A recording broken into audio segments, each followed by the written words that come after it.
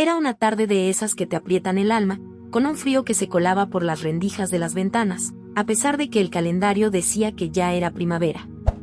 Yo estaba en mi cocina, la radio puesta con alguna canción antigua que me traía recuerdos, y el aroma a sopa de pollo llenaba el aire. Mi casa, para mí, siempre ha sido un refugio. Pequeña, sí, pero llena de vida, de mis recuerdos, de las fotos de mi difunto marido y de mis hijos, que ya tienen sus propias vidas y apenas me visitan. A veces, la soledad se hacía un poco pesada, lo reconozco. Las paredes parecían encogerse, y el silencio, a pesar de la radio, a veces era ensordecedor. Estaba a punto de sentarme a cenar cuando escuché el golpe en la puerta. Suave, casi imperceptible, como si quien llamaba tuviera miedo de molestar. ¿Quién podría ser a estas horas? Mis vecinos rara vez venían sin avisar, y mis hijos, como digo, ya no lo hacían. Me acerqué con cautela, no sin antes echar un vistazo por la mirilla. Lo que vi me dejó un poco desconcertada. Era un muchacho. Joven, muy joven, quizás no más de 20 años. Su ropa estaba sucia y rasgada, y su cabello, oscuro y enmarañado, caía sobre sus ojos. Llevaba una pequeña mochila en la espalda, y su postura era encorvada, como si llevara el peso del mundo sobre sus hombros.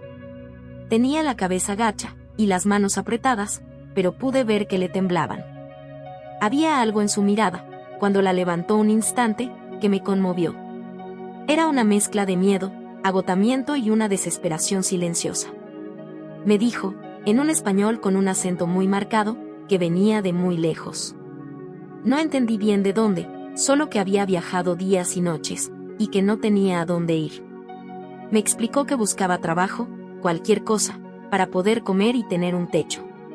Su voz era débil, apenas un susurro, y sus ojos se posaron en el suelo, como si le avergonzara pedir ayuda. Sentí un pellizco en el corazón. Llevaba mucho tiempo sola, y nunca había sido de las que cierran la puerta a alguien necesitado. Mi marido, que en paz descanse, siempre decía que la caridad empieza por casa. Y yo, a mis 60 y tantos, no había perdido esa chispa de humanidad. Le pregunté si tenía hambre. Sus ojos se iluminaron por un instante, y asintió con la cabeza, despacio. Le dije que esperara un momento y volví con un plato de sopa caliente y un trozo de pan. Se lo tendí, y él lo tomó con manos temblorosas. No me lo pensé mucho. Le dije que podía pasar la noche en mi casa, que no era mucho, pero al menos estaría a cubierto. Entró en mi cocina y se sentó en la silla que le indiqué. Comió la sopa con una rapidez que me partió el alma, como si llevara días sin probar bocado. Le vi las manos, llenas de cortes y callos, como si hubiera trabajado muy duro. Mientras comía, le pregunté su nombre. Dijo que se llamaba Omar. Intenté preguntarle de dónde venía, pero solo respondió con palabras que no comprendía del todo, algo sobre un país lejano, conflictos y una huida desesperada. No quise insistir. Había algo en su voz, una tristeza tan profunda, que preferí no ahondar en su dolor. Después de comer, le mostré la habitación de invitados, la que usaban mis hijos cuando venían. Estaba un poco polvorienta, pero limpia. Le indiqué dónde estaban las sábanas limpias y una toalla. Le dije que podía ducharse si quería, y le ofrecí algo de ropa vieja de mi marido que quizás le valiera. Él me miró con una expresión de incredulidad, como si no pudiera creer tanta amabilidad. Me dio las gracias, en ese español que le costaba tanto, y sus ojos, por primera vez, mostraron un atisbo de algo parecido a la esperanza. Esa noche, no pude dormir del todo bien. Pensaba en Omar, en su historia no contada, en lo que lo habría empujado a cruzar medio mundo y llamar a la puerta de una anciana desconocida. Sentía una mezcla de compasión y una pizca de inquietud. No sabía nada de él, en realidad. Pero algo en mi intuición me decía que era un buen muchacho, solo que muy asustado y desamparado. Los días siguientes, Omar se quedó. Al principio, era muy reservado. Apenas hablaba, y pasaba la mayor parte del tiempo en su habitación o ayudándome con las tareas de la casa. Era increíblemente servicial. Recogía la leña, arreglaba el jardín, cualquier cosa que le pidiera. No me pedía nada a cambio, solo un plato de comida y un lugar donde dormir. Le veía estudiar español con un pequeño diccionario que yo tenía, y me hacía preguntas sobre palabras, sobre cómo pronunciar esto o aquello. Su deseo de aprender era evidente. Poco a poco, con el paso de los días, empezó a abrirse un poco. Me contó que era de un pueblo pequeño, que su familia era muy numerosa y que había tenido que marcharse por la guerra, o algo parecido. Sus palabras eran vagas, y su rostro se ensombrecía cada vez que intentaba explicarlo. No quise forzarlo a hablar de algo que obviamente le causaba tanto dolor. Le di espacio, le ofrecí mi compañía silenciosa, y poco a poco, él empezó a confiar en mí. Me contaba historias de su tierra, de las costumbres de su gente, de la comida que echaba de menos. Me hablaba de su madre, de sus hermanos pequeños. Sus ojos se llenaban de nostalgia cuando recordaba su hogar. Yo, a mi vez, le contaba historias de mi vida, de mi marido, de cómo era el pueblo cuando yo era joven. Nos sentábamos en la cocina, con una taza de té humeante, y la conversación fluía, lenta pero constante. Empezaba a sentirme menos sola, y él, creo, también. Era una compañía agradable, y su juventud y energía daban un nuevo aire a mi casa. Un día, mientras comíamos, me dijo que había encontrado un pequeño trabajo en una granja cercana, ayudando con la cosecha. Mis ojos se llenaron de lágrimas. Estaba tan orgullosa de él, de su esfuerzo, de su determinación. Me dijo que quería pagarme por su estancia, pero yo me negué. Le dije que ya era suficiente con su compañía, y que lo que ganara, que lo guardara para su futuro. Él insistió, pero yo me mantuve firme. Le dije que me ayudaría a llevar las bolsas de la compra, y con eso sería suficiente. Sonrió, y fue una sonrisa sincera, de esas que te llegan al corazón. Omar era diferente a lo que la gente podría esperar de un inmigrante, de un desconocido. Era educado, respetuoso, trabajador. Nunca me pidió nada, y siempre estaba dispuesto a ayudar. La gente del pueblo empezó a notarlo. Al principio, algunos vecinos me miraban con recelo. Me preguntaban quién era ese muchacho, qué hacía en mi casa. Yo les decía que era un buen chico, que necesitaba ayuda, y que no tenían por qué preocuparse. Algunos lo aceptaron, otros no. Pero a mí me daba igual lo que pensaran. Yo confiaba en Omar. Con el tiempo, Omar se convirtió en una parte de mi rutina. Me ayudaba con el jardín, reparaba las cosas que se estropeaban en la casa, y me hacía compañía por las tardes. Solía ir al pueblo a buscar pan fresco y el periódico. Parecía que había encontrado un poco de paz en mi casa, un refugio temporal de los horrores que había vivido. Y yo, por mi parte, me sentía más viva, más útil, con un propósito que iba más allá de mis rutinas diarias. Pero, a pesar de la confianza que habíamos construido, había algo que Omar siempre ocultaba. Un velo de tristeza que lo cubría a veces, una mirada perdida en el horizonte. Cuando le preguntaba qué le pasaba, solo respondía con monosílabos o cambiaba de tema. Yo no quise presionar. Pensé que el tiempo sanaría sus heridas, y que algún día, cuando estuviera listo, me contaría todo. No sabía que ese todo era mucho más oscuro de lo que jamás podría haber imaginado. El inesperado descubrimiento. Los días se convirtieron en semanas, las semanas en meses. Omar se había vuelto parte de mi vida, casi como otro hijo que, a diferencia de los míos, vivía bajo mi techo. Yo cocinaba para él, él me ayudaba con las tareas de la casa. A menudo nos reíamos de sus errores con el español, y yo lo corregía con paciencia. Era un estudiante tan aplicado, absorbiendo cada palabra como una esponja. Parecía que finalmente había encontrado algo de paz después de todo lo que había vivido. Empecé a confiar en él, a confiar de verdad. Era tan amable, tan servicial. Nunca pedía nada a cambio, siempre estaba dispuesto a ayudar.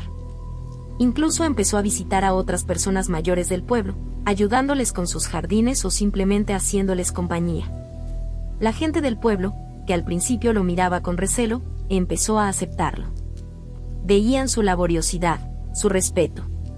Él no era solo un inmigrante, era Omar, el joven que dormía bajo el techo de María. Pero, como ya he dicho, siempre había una sombra. A veces notaba cómo se despertaba por la noche, deambulaba por la casa y luego se sentaba junto a la ventana, mirando la oscuridad. Sus ojos estaban vacíos, llenos de un dolor antiguo y profundo. Si le preguntaba qué le pasaba, solo respondía con monosílabos o cambiaba de tema. Yo no quise presionarlo. Pensé que el tiempo curaría sus heridas, y que algún día, cuando estuviera listo, me lo contaría todo. No sabía que ese todo era mucho más oscuro de lo que jamás podría haber imaginado. Un día, mientras limpiaba su habitación, noté algo inusual. Debajo del colchón, en la esquina donde siempre guardaba su pequeña Biblia gastada, había un librito fino. No era la Biblia. Estaba muy usado, la portada casi borrada. Mi curiosidad pudo más. Lo tomé y lo abrí. Era un pasaporte.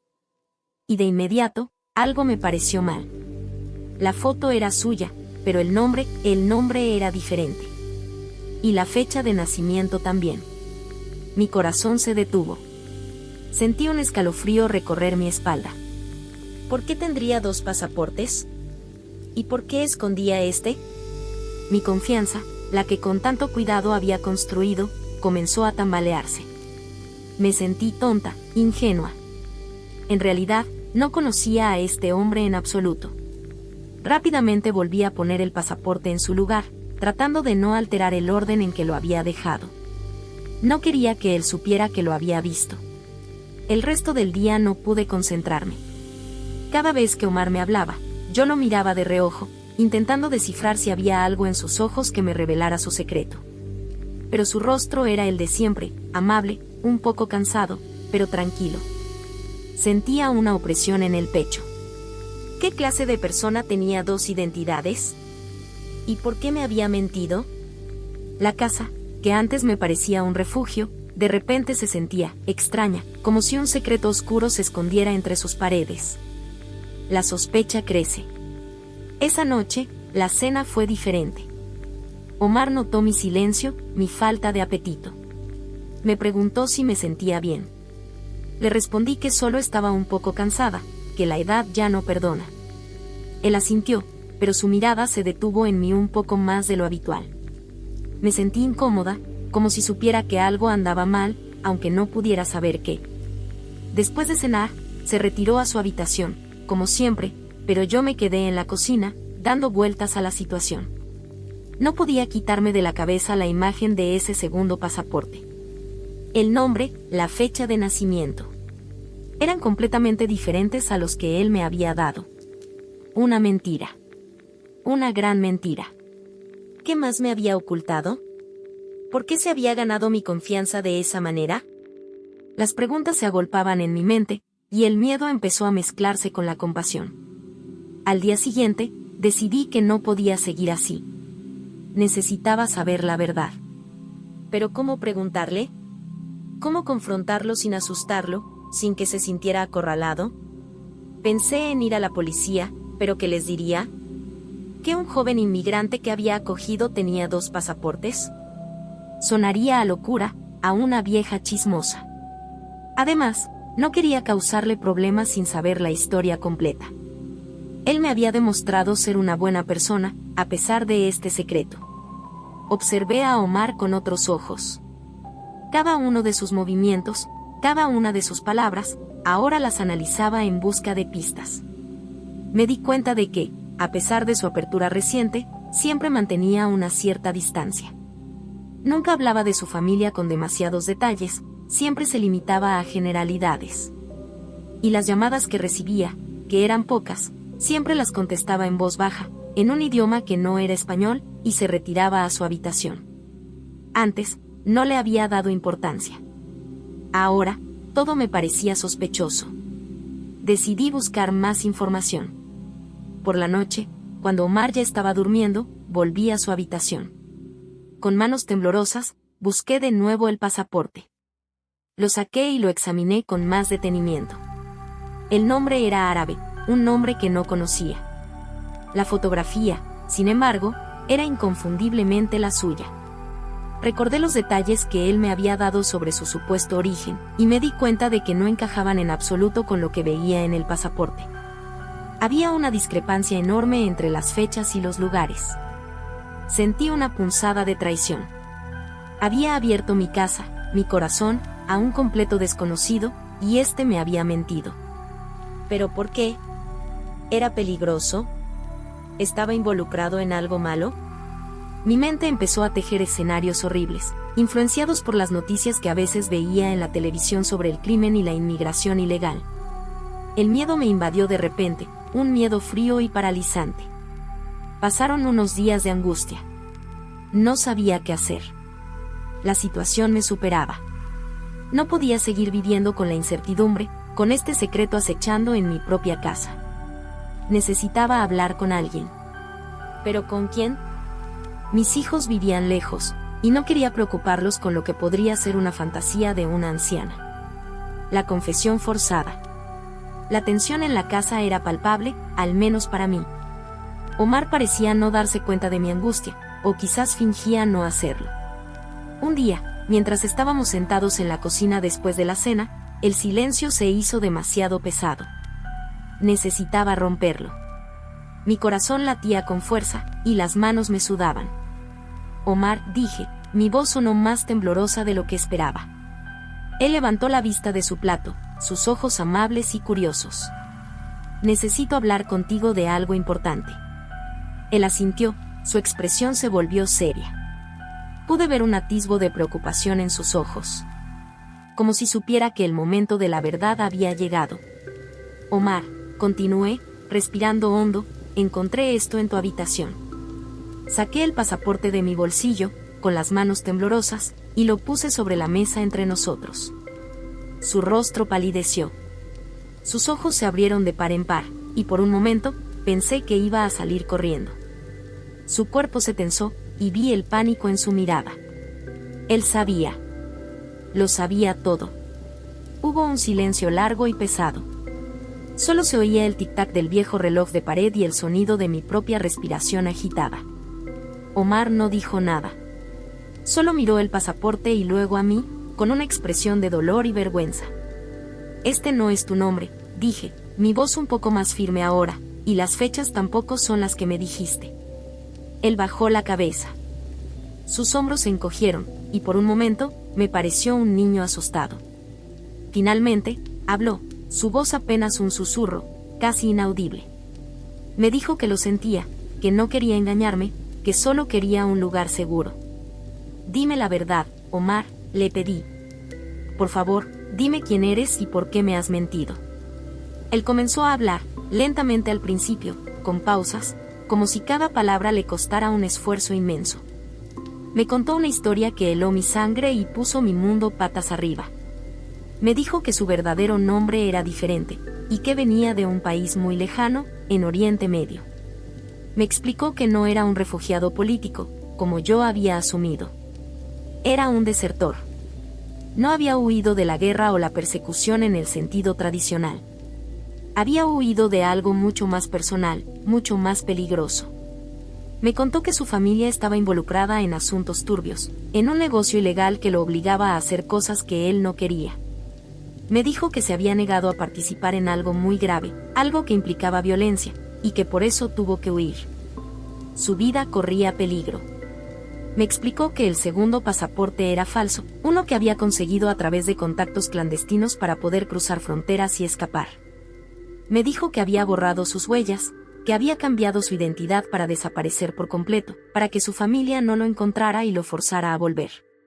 Su voz se quebraba mientras hablaba, y las lágrimas corrían por sus mejillas. Me dijo que nunca quiso mentirme, pero que el miedo lo obligó a hacerlo. Que tenía miedo de que lo entregaran, de que lo descubrieran. Me contó detalles de la vida que había dejado atrás, una vida de miedo, de amenazas, de decisiones imposibles. Me habló de la presión de su familia, de la violencia que había presenciado. Su historia era mucho más compleja y trágica de lo que yo había imaginado.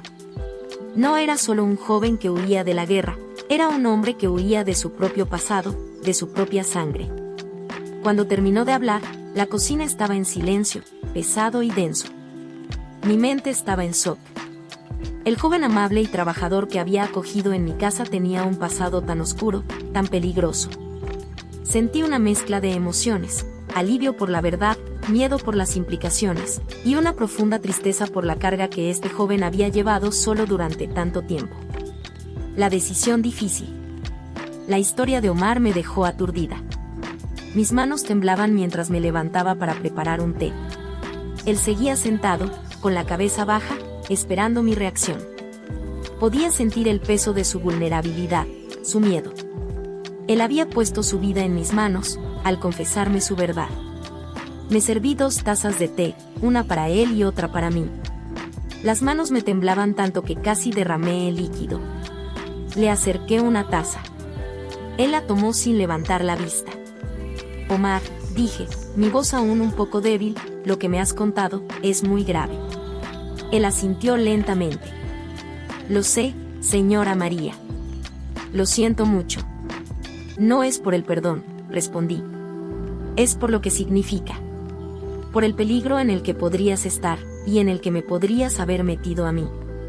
Sentí la necesidad de ser honesta con él, de no ocultar mis propios temores. Él me miró a los ojos, y vi la comprensión en su mirada. Entendía mi miedo. No quiero problemas, Omar, continué. Soy una mujer mayor. Mi casa es mi refugio. No puedo permitir que esto me traiga problemas. Hubo otro silencio. Podía ver la desesperación en sus ojos. Él sabía que mi próxima pregunta, o mi próxima decisión, definiría su futuro. ¿Qué vas a hacer ahora?, le pregunté. No puedes seguir con esta mentira. ¿Y si esa gente te busca, qué haremos? Él se encogió de hombros, con una expresión de impotencia. No lo sé, señora María. No tengo a dónde ir. No tengo a nadie más. Mi corazón se apretó. A pesar de la mentira, a pesar del peligro, no podía simplemente echarlo a la calle. Había pasado tanto tiempo a mi lado, se había convertido en una parte de mi vida. Pero también tenía que pensar en mi propia seguridad, en mi tranquilidad. Pasamos horas hablando. Él me contó más detalles sobre el negocio de su familia, sobre las personas que lo buscaban. Eran asuntos muy serios, mucho más allá de lo que yo, una humilde pensionista, podría manejar. Entendí que la amenaza era real, y que su vida, en efecto, corría grave peligro.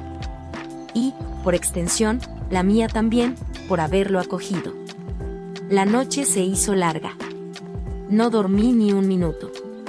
La decisión era abrumadora. ¿Debía entregarlo a las autoridades? ¿Arriesgarme a que lo deportaran a un lugar donde su vida estaría en peligro, o a que su familia lo encontrara? ¿O debía seguir ocultando su secreto, viviendo con el miedo constante de que alguien lo descubriera? La compasión luchaba con el instinto de supervivencia. Al amanecer, tomé una decisión. Era una decisión difícil, una que sabía que podría traerme problemas, pero no podía hacer otra cosa. Mi conciencia no me lo permitía. Un nuevo comienzo, con cuidado. Omar, le dije a la mañana siguiente, cuando el sol apenas asomaba por el horizonte. Él me miró con ojos cansados, sin haber dormido tampoco, seguramente. He pensado mucho en lo que me dijiste. Y, no te voy a echar. Un suspiro de alivio se escapó de sus labios. Sus ojos se llenaron de lágrimas. Gracias, señora María. Muchísimas gracias. Pero con una condición, continué, mi voz firme. No puedes seguir viviendo con miedo. Necesitamos encontrar una solución, una forma de que estés a salvo de verdad. Le expliqué que no podíamos seguir fingiendo. Que vivir con 2 identidades era un riesgo constante. Le propuse que intentara buscar ayuda legal, que viera si había alguna forma de regularizar su situación, de protegerse de su pasado. Él dudó. Me dijo que tenía miedo, que confiar en las autoridades podría ser aún más peligroso para él. Lo entendí. Su desconfianza era comprensible, dada su historia. Pero yo no veía otra salida. Le dije que no estaría solo, que lo apoyaría en lo que pudiera. Le ofrecí acompañarlo a una organización de ayuda a inmigrantes, para que pudiera hablar con alguien que entendiera de leyes y protección. No lo forcé, solo le di la opción. Pasaron unos días más. La confianza, aunque herida, se fue reconstruyendo. Él seguía ayudando en casa, seguía siendo amable, pero la sombra de su secreto ya no nos separaba. Él sabía que yo sabía, y eso, de alguna manera, nos unió más. Era una conexión más profunda, basada en la vulnerabilidad y la confianza mutua, a pesar de todo. Un martes por la mañana, Omar se acercó a mí. «Señora María», dijo, su voz un poco temblorosa, «estoy dispuesto a ir a esa organización. Haré lo que usted diga». Sentí un alivio inmenso. Era un gran paso hacia adelante. Fuimos juntos. La organización era un lugar bullicioso, lleno de gente de todas partes del mundo. Había abogados, trabajadores sociales, voluntarios. Me sentí un poco abrumada al principio, pero Omar, a mi lado, parecía encontrar una extraña calma en medio del caos. Hablamos con una abogada, una mujer joven y muy empática. Omar le contó su historia completa, sin omitir ningún detalle. Yo me senté a su lado, escuchando, confirmando lo que él me había dicho. La abogada nos escuchó con atención, sin juzgar, sin interrumpir. Cuando Omar terminó, ella se quedó en silencio por un momento, pensando. Nos explicó que la situación de Omar era complicada. Su caso no encajaba en las categorías habituales de asilo o refugio. Pero había algunas opciones, algunas vías legales que podrían intentar explorar para protegerlo, para darle una nueva identidad legal y segura. Sería un proceso largo, muy largo, y no había garantías de éxito. Pero había una posibilidad. Omar y yo salimos de la oficina de la abogada con una mezcla de esperanza y realismo. No sería fácil. Habría trámites, documentos, esperas interminables. Pero por primera vez en mucho tiempo, Omar tenía un camino. Tenía una pequeña luz al final del túnel. Y yo, por mi parte, sentía que había hecho lo correcto. No lo había abandonado. Lo había ayudado a buscar la verdad y a encontrar un camino hacia un futuro más seguro. Mi casa había sido solo un refugio temporal, pero ahora, quizás, él podría construir su propio hogar, sin secretos y sin miedo.